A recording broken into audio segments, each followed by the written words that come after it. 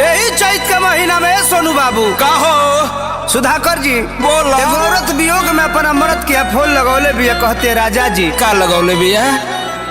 तू तो जाके अपने ड्यूटी में बिजी बाड़ो तो का बाकी करी? तारा पता बा कि खेत खरिहान में के सारा फसल पाक गइल बा, उ कैसे पिटाई पिटाई पिटाई ए राजा जी हाँ। देवर बाजन कौन रहल मुश्किल कर देले बा। का कर दिले बा? ना कोनो काम करता ना कोनो धाम करता। चिंता मत कर। सब दुआर पर तीसी मसूरी खेसारी रखल बे, एको दिन आके पिटत नहीं खे। हम कहब कि रवा आई आ करे के दौनी क के रवा चल जाए।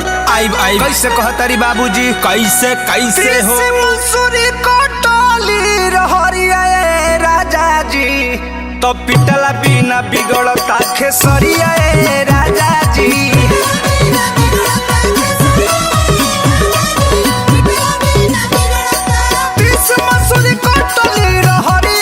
अरे कटे द कोनो दिक्कत नहीं है।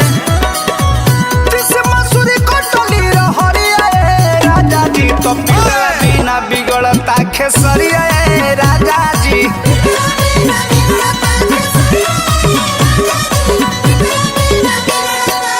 चलो चलो चलो ए बाबू हो सोनू भाई हो ए टिंकू जी बोलो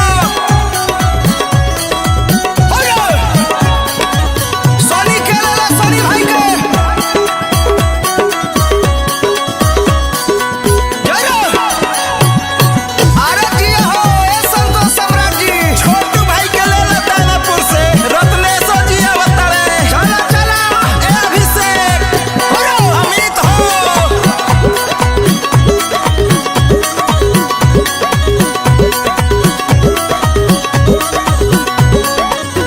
हरा तो मन नहीं करे घरे आवे के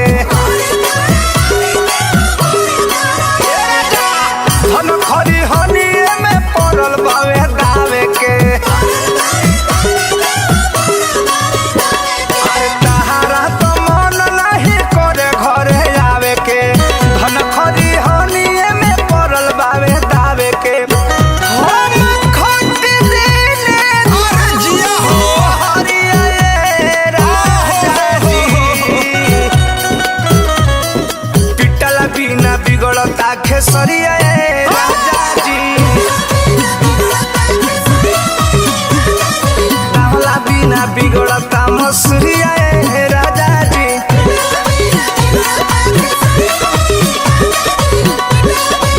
अरे बड़ा सुधाकर बाबू बड़ा रहो विशाल हो ए रोहतासी चला चला चौकी चला जीत के लगे हो रो।